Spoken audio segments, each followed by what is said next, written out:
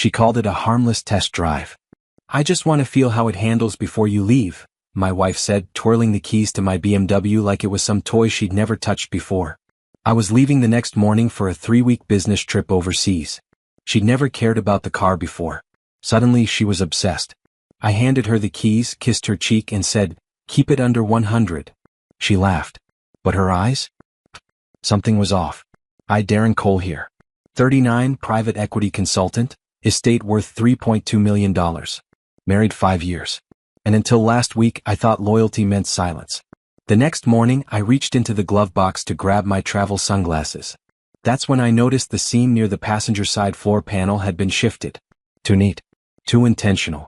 I pried it open, and there it was, a black magnetic GPS tracker. Hidden in a cavity that shouldn't exist unless you knew the car's blueprints. My stomach dropped. She didn't borrow the car. She planted something in it. I didn't say a word. Didn't confront her. Instead I charged it, studied it, learned its frequency, then swapped it, placed it on the underside of her rear bumper that night, while she slept like a woman who had already rehearsed my funeral. And that's when it got interesting. Because at 11:47 p.m., while I pretended to be asleep, her car left the driveway, and I followed every turn, every pause, every red light. She didn't go shopping. She didn't go to the gym. She went to a house on the far side of town. A man opened the door, shirtless, smiling, and she kissed him like she hadn't kissed me in years. She stayed inside for 53 minutes, long enough to confirm everything I already knew, and worse.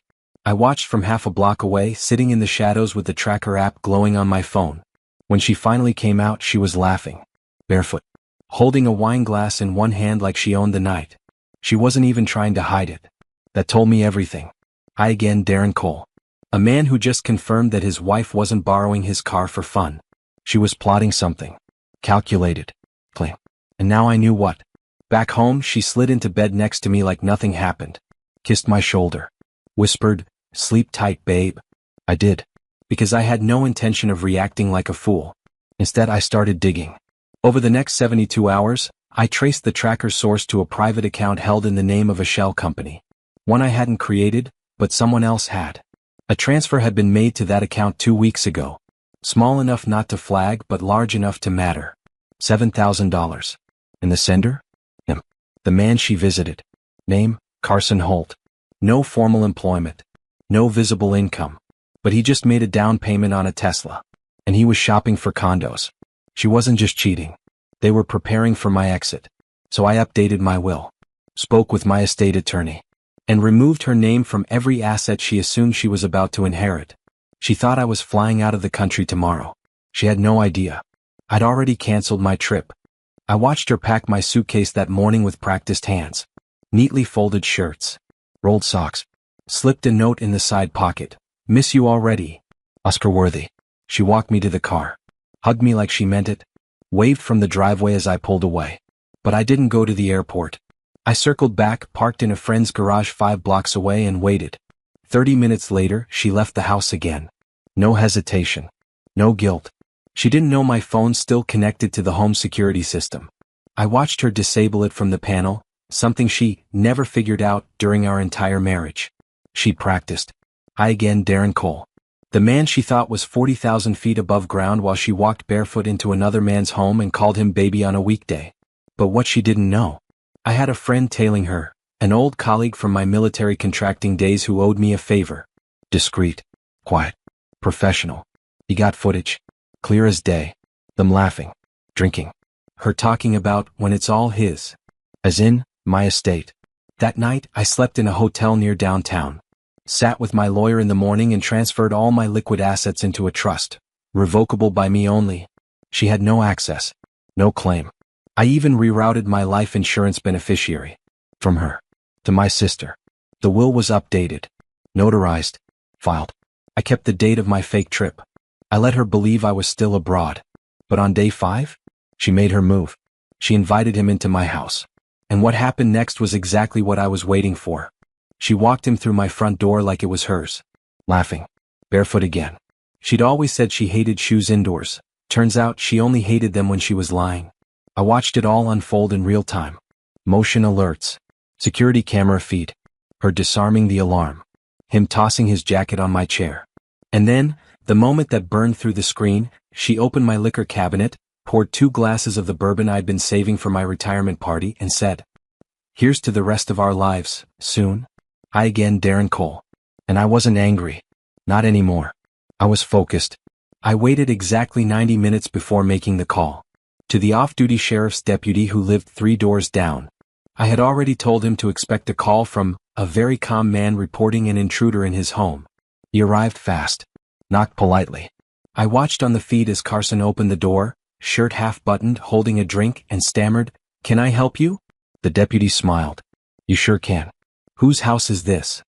Carson looked at her. She froze. I paused the feed. I already knew what happened next. They both got escorted off the property. No arrests. Just a clean legal extraction, enough to rattle them without giving them anything to twist into drama. That night she called me 3 missed calls. Then a text. "There's been a mistake. We need to talk." No, we didn't. Because while she was being removed, my estate attorney was filing the final clause in the trust. A clause triggered by infidelity. And everything she thought she was about to inherit? Vanished. She showed up at the law office the next morning. Tight dress. Oversized sunglasses. Hair perfectly done, but her hands? Shaking.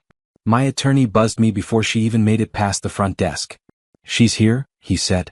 "Wants answers." "Give her the packet," I replied. "Then watch her face." Hi, Darren Cole. Still legally married but not for long. And definitely no longer in the dark. The envelope she received was thick. Inside, a copy of the newly amended trust, filed and notarized. Her name, fully removed. Her access, terminated. Attached was a letter, not mine but the firm's.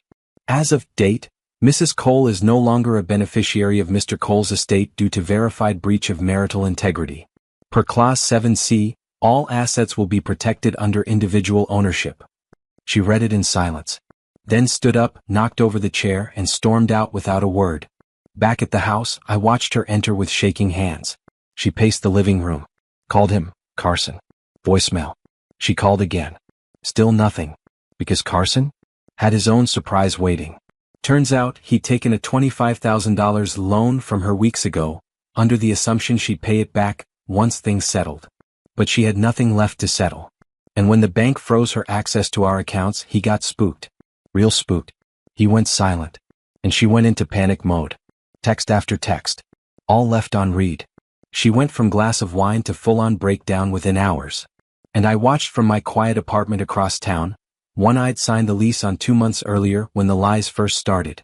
Because while she had been plotting her exit with someone else, I had already built mine. By the end of the week she was calling every hour. Blocked numbers. Fake names. Even used her sister's phone once. Each message sounded more frantic than the last. "Darren, please. We need to talk. You misunderstood everything. I made a mistake, a stupid, horrible mistake. You're still my husband." No. I was her exit plan. And now her exit had closed. Hi, Darren Cole. And while she was spinning in circles, I stayed 3 moves ahead. See, betrayal doesn't happen in a vacuum. It leaves a trail. And I made sure to follow every inch of it. That loan Carson took? It wasn't just a loan. It came from a shared account she secretly opened using my credentials as the co-signer. A move that's not just unethical, it's criminal. Forgery. Fraud. I brought the evidence to my attorney. "Press it?" he asked. "Not yet," I said. "Let her panic first. Because when people panic, they confess things they never planned to." That night, she showed up at my building. I didn't let her in. She sat outside for over an hour, texting in long paragraphs, shifting between rage and heartbreak. Then came the line that told me everything. "Carson used me. He said if I married you we'd both be set. I didn't think you'd ever find out." There it was. Confirmation. Not just of the affair, but of the setup. The conspiracy. The motive. She didn't marry me because she loved me. She married me because he needed funding, and I was the bank. She had confessed in writing. And that was all I needed. The next morning, I forwarded the text to my legal team and the bank's fraud division. This wasn't just a divorce anymore. This was prosecution. The fraud division didn't take long. 2 hours after submitting the files, they froze the account she opened in my name. Forgery confirmed. IP logs from her laptop. Handwriting match. Even her voice on a recorded bank call, impersonating my consent. It wasn't just betrayal anymore. It was criminal intent. Hi, Darren Cole. The man she tried to bankrupt with a smile, then love bomb into forgetting. But I don't forget. I document. My lawyer filed charges that morning: identity theft, financial fraud, and breach of fiduciary trust within a marital agreement. The fallout was immediate. She got served in the parking lot of her yoga studio, 2 officers, no warning. Meanwhile, Carson? He ran. Deleted social accounts. Pulled listings on the condo he was almost ready to buy. He knew what was coming. And he wasn't about to stick around. But what he didn't know: the text she sent me, detailing their plan, included his full name, his financial involvement, his promises, and under state law that's conspiracy. I forwarded everything to a district investigator. They took it seriously. Because it wasn't about infidelity. It was about using marriage as a weapon for financial gain. Later that night she finally got through to me. Voicemail. Shaky voice. The mask was gone. I didn't want to hurt you. Carson made it sound like it would just be a phase. He said you'd never feel it. That you were too busy to notice. She paused. But you noticed everything. She was right. I noticed the hesitation. The timing. The lies in her love. And the next time she stood in court, it wouldn't be for divorce. It would be for trial. Court didn't bring satisfaction. It brought silence. The kind that settles in when the truth is too loud to deny and too bitter to spin. She stood 2 rows ahead of me, hair pinned back, dressed like innocence. But the judge didn't care about appearances. Judges care about evidence. And I had plenty. Hi, Darren Cole. The man she thought would be too busy, too trusting, too blind to see it coming. But I didn't explode. I didn't beg. I prepared. The charges stuck. Fraud. Identity theft. Intent to deceive for financial gain. She took a plea deal. Minimal jail time but permanent record, full restitution, and 0 claim to my estate. Her name is gone from every document. Every deed. Every trace of my life. And Carson? He never showed. But the warrant has his name on it now. His photo sits in a system that never forgets. I walked out of the courthouse alone. No applause. No cinematic music. Just the wind, the cold, and the weight finally falling off my shoulders. I drove to a cabin I hadn't visited in years, the one my father left me in his will, deep in the woods, where phone service dies and memories can breathe. I made a fire. Poured a glass of the same bourbon she once stole for someone else. This time it was mine. And I thought about everything she took. Then I thought about everything I still have. My name. My freedom. My clarity. See, betrayal doesn't define you. Your response to it does. And while she built her life on lies and rehearsed seduction, I rebuilt mine on something better. Truth. It doesn't need a spotlight. Just waits. And when it arrives, it burns cleaner than vengeance ever could.